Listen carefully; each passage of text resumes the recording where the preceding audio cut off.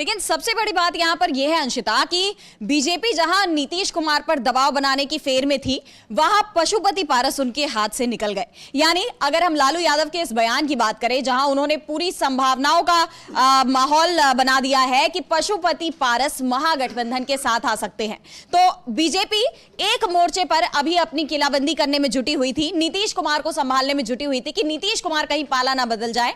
इस बीच में पशुपति पारस की एंट्री हो जाती है और उन्होंने पूरा बीजेपी को झटका देने की तैयारी कर ली है। जो अभी फिलहाल जो अगर हम देखें जो घटनाक्रम सामने आ रहे हैं वो पूरा साफ तौर पर इसी तरफ संकेत दे रहे हैं कि अब पशुपति पारस महागठबंधन के साथ आ सकते हैं। यानी नीतीश कुमार को लेकर तो बीजेपी उलझी है और पशुपति पारस भी अगर पाला बदल जाते हैं तो विधानसभा चुनाव से पहले बिहार में एनडीए पूरी तरह से बिखर जाएगा। ये बहुत बड़ी संभावना जो अभी सामने दिखाई दे रही है, इसे लेकर बीजेपी भी टेंशन में है और इसीलिए नीतीश कुमार पर लगातार दबाव बनाने की कोशिश भी हो रही है। जैसा कि आपने अभी बताया अंशिता कि कभी ईडी की रेड पड़ जाती है तो कभी नीतीश कुमार से बाकी नेताओं की दूरी की खबरें आती है और नीतीश के करीबियों को ही बीजेपी साधने की कोशिश करती है, जिससे नीतीश कुमार पर एक पकड़ उसकी मजबूत बनी रहे कि नीतीश कुमार कहीं जा ना पाए।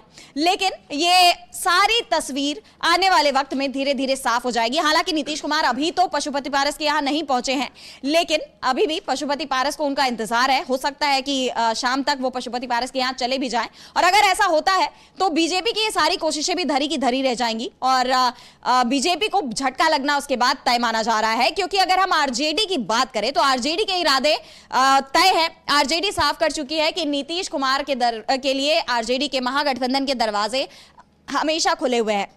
अभी लालू प्रसाद यादव का बयान आया था जो कि नीतीश कुमार को के लिए हमारे दरवाजे खुले हैं, उन्हें भी हमारे लिए अपने दरवाजे खोल देने चाहिए। तो ऐसे में वहां से ये जो चर्चाओं को बल मिला कि नीतीश कुमार महागठबंधन में आने वाले हैं, आ सकते हैं, और वो चर्चाएं अभी भी तूल पकड़ रही हैं क्योंकि अब आरजेडी के प्रवक्ता मृत्युंजय तिवारी का भी ऐसा ही कुछ बयान सामने आया। अंशिता, मैं जानना चाहूंगी कि आपके पास इससे जुड़ी क्या जानकारी है, आप हमारे दर्शकों को बताइए। बिल्कुल, ये लगातार हम देख रहे हैं कि लालू प्रसाद यादव का बयान आता है। पहले शुभकामना दी उन्होंने 1 जनवरी की और उसके साथ उन्होंने ये भी ऐलान किया कि हमारे दरवाजे हमेशा के लिए खुले, वो जब चाहें तब आ सकते हैं। इसके बाद तेजस्वी यादव के रुख जो है थोड़ा नरम हुआ। इसको मतलब एक कड़ियां से कड़ियां में जोड़ने की कोशिश कर रही हूँ यहाँ पर। और उसके बाद फिर मीसा भारती का बयान आता है लगातार। वो एक बार कहती हैं कि इशारों इशारों में बात हो जाती है दोनों के बीच, ये चीज़ होती है। इसके अलावा अब मीसा भारती का एक बार फिर बयान आता है कि मतलब चाहे तो वो आ सकते हैं नीतीश कुमार। मतलब उन्होंने अपने पिताजी की ही बात को दोहरा दिया और उसमें खरमास का भी जिक्र किया। खरमास शब्द का जो इस्तेमाल उन्होंने किया उस पर आप गौर कीजिए आराधना। लगातार यही चर्चाएं चल रही हैं कि खरमास के बाद नीतीश कुमार कोई बड़ा फैसला लेते हैं और ये लगातार देखा भी गया है। हम पिछली बार का अगर देख लें कि जब महागठबंधन छोड़कर वो 2024 में इधर आए थे तो भी उन्होंने वो जो फैसला लिया था खरमास के बाद ही लिया था। तो वहां उस शब्द का इस्तेमाल किया उन्होंने कि खरमास के बाद कुछ बदल सकता है। तो इससे भी पता चलता है कि कुछ ना कुछ तो चल ही रहा है।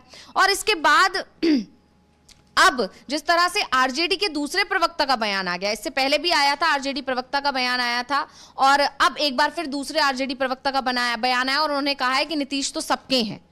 तो ये कहीं ना कहीं बता रहा है कि आरजेडी की तरफ से लगातार इस बात के संकेत दिए जा रहे हैं नीतीश को कि आप जब चाहें तब आ सकते हैं, बस आपको फैसला लेना है। और कहीं ना कहीं कुछ राजनीति के जानकार तो ये भी कह रहे हैं कि नीतीश कुमार फैसला ले ही चुके हैं। बस दिक्कत इतनी है कि उनको अंदर खाने से ये खबर मिल चुकी है कि बीजेपी जेडीयू में सेंधमारी की कोशिश में लगी हुई है। तो कहीं ऐसा ना हो कि नीतीश अगर इधर आते हैं तो बीजेपी को जेडीयू तोड़ने का मौका मिल जाए। और इसीलिए नीतीश अभी एक सही समय इंतजार करने में लगे हुए हैं और वो समय जल्दी ही आएगा। अभी जैसे कि हम जानते हैं कि राहुल गांधी आने वाले 18 तारीख को और वो तारीख बहुत ज्यादा महत्वपूर्ण है क्योंकि उस दिन राहुल गांधी भी आ रहे हैं।